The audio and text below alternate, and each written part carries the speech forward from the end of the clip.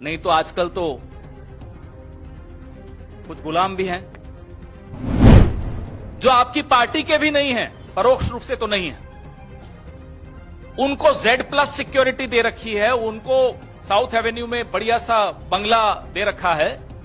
तो एक तरफ गुलाम नबी आजाद और दूसरी तरफ सतपाल मलिक जी। तुलना कीजिए, एक भाजपा का वरिष्ठ नेता, आपका चहेता, आपकी चॉइस थी, आपने उनको जम्मू कश्मीर का राज्यपाल बनाया, आज उनको आप सुरक्षा तक नहीं देते।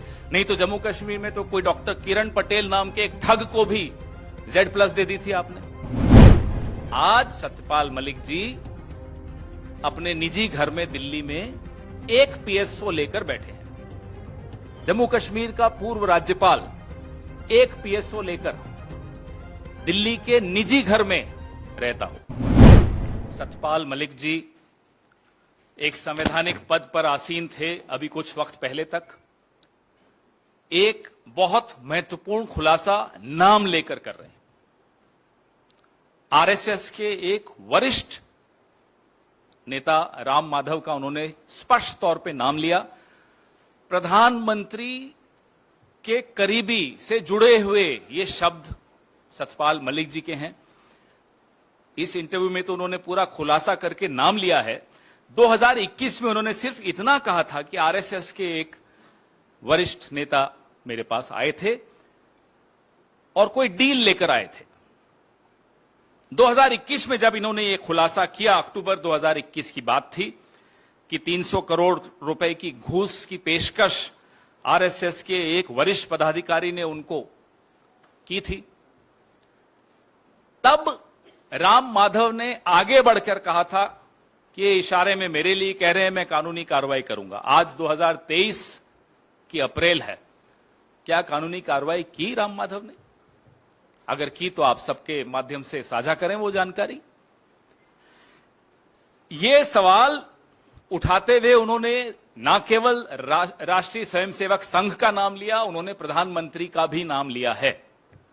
यह छोटी बात नहीं है, बहुत गंभीर बात है, क्योंकि सतपाल मलिक कोई कांग्रेस के नहीं हैं।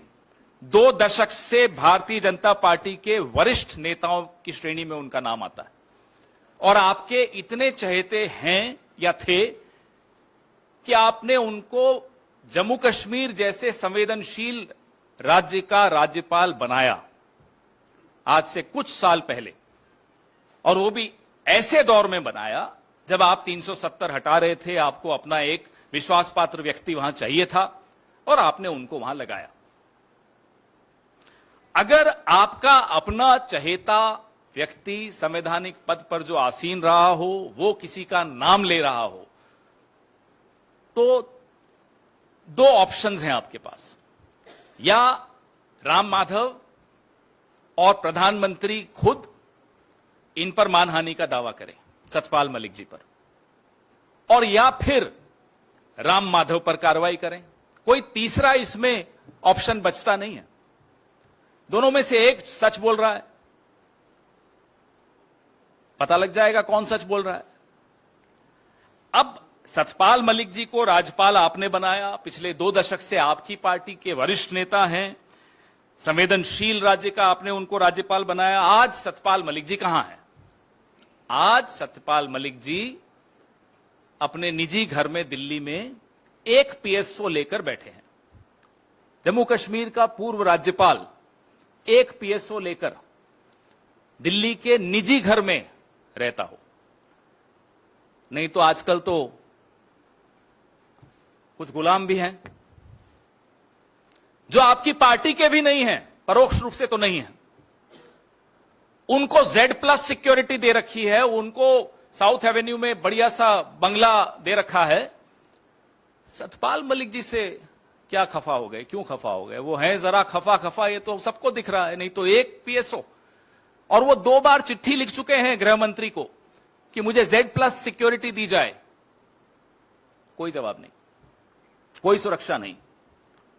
तो एक तरफ गुलाम नबी आजाद और दूसरी तरफ सतपाल मलिक जी। तुलना कीजिए, एक भाजपा का वरिष्ठ नेता, आपका चहेता, आपकी चॉइस थी कि आपने उनको जम्मू कश्मीर का राज्यपाल बनाया। आज उनको आप सुरक्षा तक नहीं देते। नहीं तो जम्मू कश्मीर में तो कोई डॉक्टर किरण पटेल नाम के एक ठग को भी Z+ दे दी थी आपने। तो सतपाल मलिक जी ने ऐसा क्या कर दिया कि उनको आज सजा दी जा रही है? किस बात की सजा दी जा रही है? हम ये सवाल पूछना चाहते हैं। क्या सतपाल मलिक जी को ये फाइलें नहीं क्लियर करने की सजा दी जा रही है? कौन सी फाइलें हैं? इंश्योरेंस की एक स्कीम की फाइल है जिसके बारे में वो इस इंटरव्यू में बता रहे हैं, जिसमें 300 करोड़ की घूस की पेशकश आरएसएस के पदाधिकारी द्वारा इन्हें की गई थी। अब इन्होंने आरएसएस के पदाधिकारी का नाम भी खोल दिया। हो गए 48 घंटे से ऊपर। पिछली बार जब बोले थे तो अक्टूबर 2021 में बोले थे, आज तक कोई केस नहीं हुआ। तो कौन इस बात को दबा रहा है? कौन इस बात से डरा हुआ है? कौन इस बात की सजा सतपाल मलिक जी को दे रहा है? या तो आरएसएस दे रही है या प्रधानमंत्री कार्यालय दे रहा है, क्योंकि इन्हीं दोनों का नाम लिया इन्होंने। आज से 3 साल पहले इसी प्लेटफॉर्म से मैंने आपके सामने राजस्थान के क्षेत्रीय प्रचारक निम्बा राम जी का भी एक भ्रष्टाचार का वीडियो जारी किया था। ऐसे कई उदाहरण, एक गैर पंजीकृत संगठन के पदाधिकारी भ्रष्टाचार में लिप्त होते हुए पाए जा रहे हैं। कोई कार्रवाई नहीं हो रही। क्यों नहीं हो रही? भाई, आप तो अपने आप को गंगा से भी ज्यादा पवित्र बताते हैं। आप खुद पंजीकृत नहीं हैं और हर मंत्री के यहां एक पीएस या ओएसडी संघ से आया हुआ है। कोई फाउंडेशन है संघ की, उससे आपने एक एक पीएस और एक एक ओएसडी बैठा रखा है हर मंत्री के यहां। क्यों बैठा रखा है बताइए? क्या इसी तरह की डील्स करने के लिए बैठा रखा है? हम जानना चाहते हैं। या मंत्री पर नजर रखने के लिए कि कहीं वो अकेला डील ना कर दे? ये क्या हो रहा है इस देश में? आपने चुना, जिन्होंने भी 36-37% लोगों ने भारतीय जनता पार्टी को चुना इस देश के, कि by one get one free की कोई स्कीम चल रही थी कि साथ में आरएसएस भी आएगी और वो डील्स करेंगे यहां 300 करोड़ 200 करोड़। क्या है ये? तो हम प्रधानमंत्री को सीधे खुले मंच से चुनौती देते हैं कि अगर सतपाल मलिक जी की बात सही है तो सीबीआई और ईडी और इनकम टैक्स और जितनी एजेंसीज हैं उनको राम माधव का पता आपके पास अगर नहीं हो तो हमसे ले लीजिए, भेजिए उनके दरवाजे पर दस्तक देने। और प्रधानमंत्री से जुड़े हुए और कौन से लोग हैं जिनके बारे में सतपाल मलिक जी इस इंटरव्यू में कह रहे हैं, उन सबके खिलाफ कार्रवाई होनी चाहिए। आपने तो उल्टे सतपाल मलिक को ही सजा दे दी, उनकी सुरक्षा छीन ली, उनसे नौकरी छीन ली, घर बैठा दिया। और अगर सतपाल मलिक जी झूठ बोल रहे हैं तो उनके खिलाफ मानहानि का दावा राम माधव भी करे, संघ भी करे और प्रधानमंत्री कार्यालय भी करे, क्योंकि तीनों बदनाम हो रहे हैं। यह खुली चुनौती है और अगर इस चुनौती पर ये चुप हैं तो आप समझ लीजिए कि जिसको सजा देनी थी उसको सजा दे दी, जिसको बचाना था उसको बचाया जा रहा। इसी मुद्दे पर आपके सवाल हों तो कृपा रहेगी। मुझे मालूम है आप लोग बड़े आतुर हैं कुछ और बात करने के लिए।